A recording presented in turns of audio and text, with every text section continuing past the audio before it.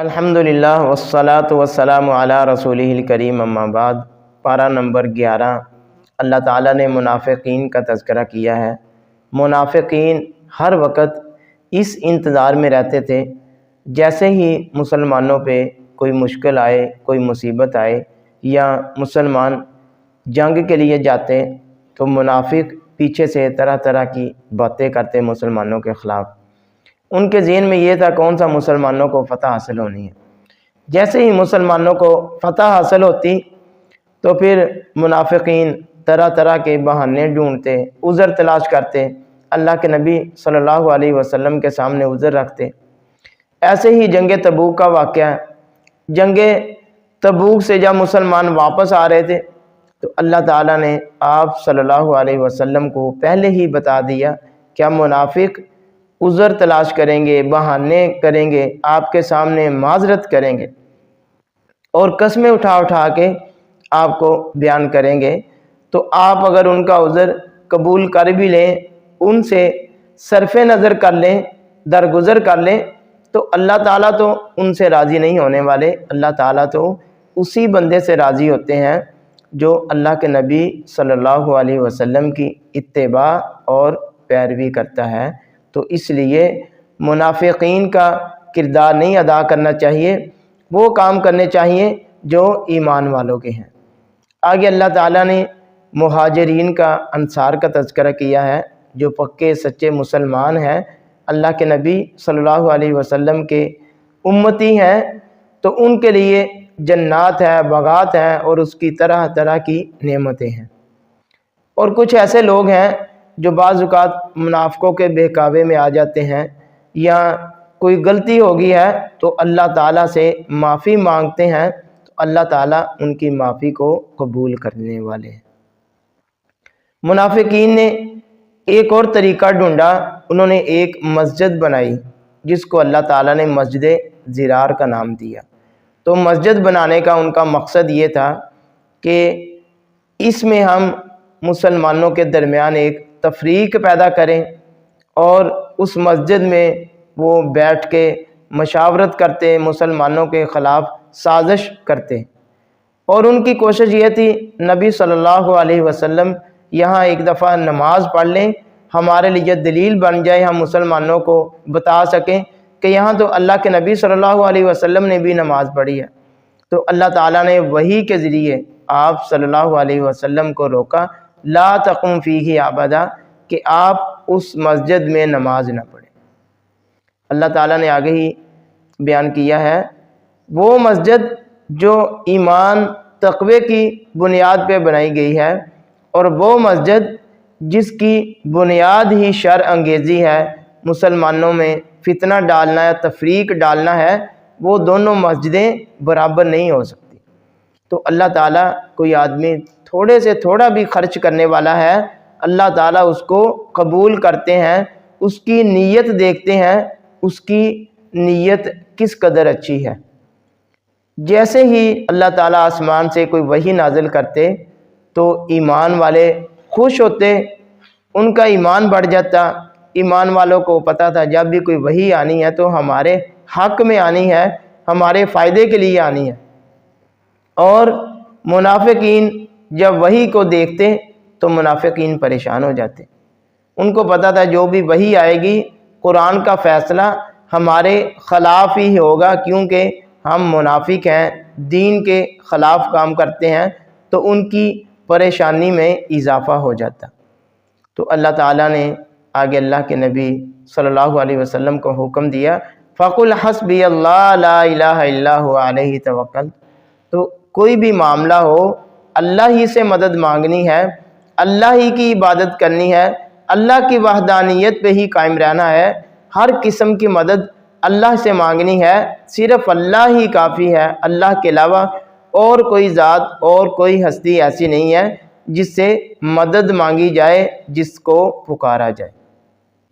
سورہ یونس اللہ تعالیٰ نے اس کتاب کے بارے میں ارشاد فرمایا یہ کتاب حکمت والی ہے، اس میں دنائی کی باتیں ہیں، لوگوں کو سمجھنے کے لیے یہ کتاب کافی ہے۔ اور ان لوگوں کی طرف اشارہ ہے جو مکہ کے مشرک اور کافر سمجھتے تھے کہ اللہ تعالیٰ نے ایک عام انسان کو نبی بنا دیا۔ اللہ تعالیٰ نے ارشاد فرمایا اس دنیا میں رہنے والے انسان ہے، اس لیے ہم نے ایک انسان کو نبی بنایا ہے۔ اور دوسرا ان کا اعتراض یہ تھا کہ یہ غریب اور یتیم اس انسان کو نبی بنایا، تو اللہ تعالیٰ کے لیے کسی سردار کا ہونا ضروری نہیں ہے۔ اللہ تعالیٰ دیکھتے ہیں کس کا دل اچھا ہے، صاف ستھرا ہے، اس کے دل میں تقوی اور پرہیزگاری ہے، اللہ تعالیٰ ان کو چن لیتے ہیں اپنی نبوت کے لیے۔ تو ایمان والوں کے لیے، متقین کے لیے اللہ تعالیٰ نے مختلف نشانیوں کا تذکرہ کیا ہے۔ زمین و آسمان، دن اور رات، یہ مختلف چیزیں، مختلف نشانیاں ہیں لوگوں کے لیے جو لوگ غور و فکر کرتے ہیں، تقوی اور پرہیزگاری اختیار کے لیے کرتے ہیں، ان کے لیے یہی نشانیاں کافی ہیں۔ سورج چاند کو اللہ تعالیٰ نے ایک روشنی کا ذریعہ بنایا ہے، ایک بڑا ہے ایک چھوٹا ہے، ان کے اوقات مقرر کیے ہیں۔ ایک پورا سسٹم اور نظام اللہ تعالیٰ نے دنیا کے لوگوں کے لیے دیا ہے تاکہ لوگ ان سے فائدہ حاصل کر سکیں۔ جنتی لوگوں کا تذکرہ ہے۔ جنتی لوگوں کا تحفہ جنت میں ایک دوسرے کو سلام عرض کریں گے، سلام پیش کریں گے، تو ہمیں بھی ایک دوسرے کو سلام کہنا چاہیے، سلام کو عام کرنا چاہیے۔ یہ حصول جنت کا ذریعہ ہے۔ اور وہ لوگ جو اللہ سے کفر کرتے ہیں، اللہ کا انکار کرتے ہیں، جب کسی پریشانی میں، مصیبت میں پھنس جاتے ہیں تو پھر خالص اللہ تعالیٰ کو پکارنے لگ جاتے ہیں۔ جب اس مشکل سے، مشقت سے، تکلیف سے نکل جاتے ہیں تو پھر اللہ تعالیٰ کو بھول جاتے ہیں، گویا کہ انہوں نے ایسے ہو جاتے ہیں جیسے اللہ تعالیٰ کو پکارا ہی نہیں ہے۔ تو اللہ تعالیٰ نے فرمایا اس سے بڑا کون آدمی ظالم ہو سکتا ہے جو بندہ اللہ تعالیٰ پر جھوٹ باندھتا ہے۔ تو اللہ تعالیٰ کے ساتھ کسی کو شریک ٹھہرانا، اللہ تعالیٰ پہ کوئی الزام لگانا، تہمت لگانا، اللہ تعالیٰ کے بارے میں ایسی بات کرنا جو اللہ تعالیٰ کی شایان شان نہیں ہے، یہ بہت بڑا ظلم ہے۔ اللہ تعالیٰ نے عذاب کا ٹائم مقرر کیا ہوا ہے۔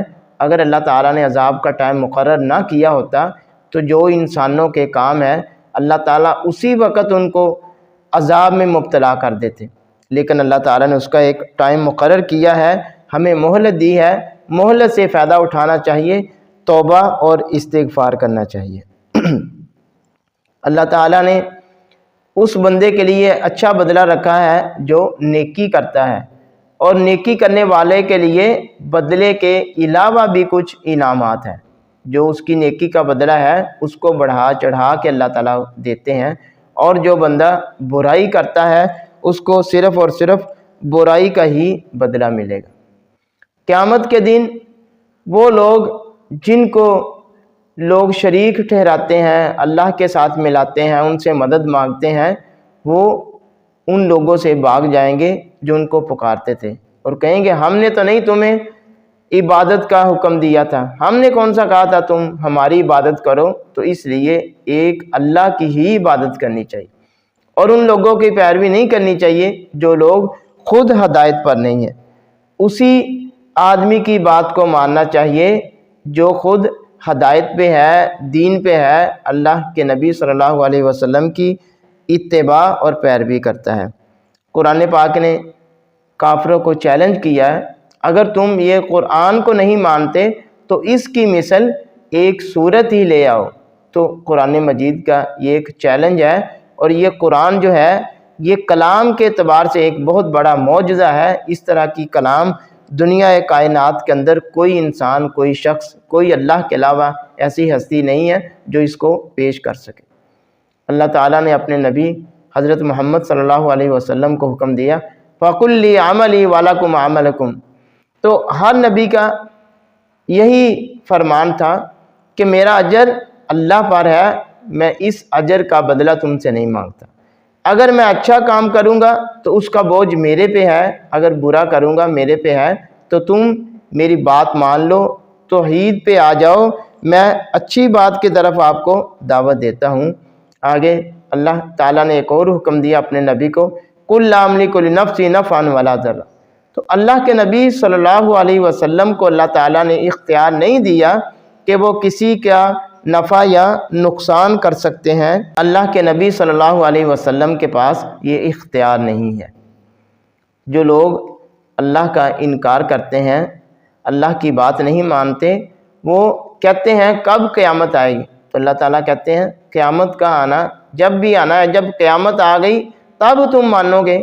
تو قیامت سے پہلے وقت سے پہلے جو اللہ تعالیٰ نے موقع دیا ہوا ہے، اللہ سے توبہ استغفار کر لینی چاہیے اور اللہ کی بات کو، نبی صلی اللہ علیہ وسلم کے فرامین کو تسلیم کر لینا چاہیے۔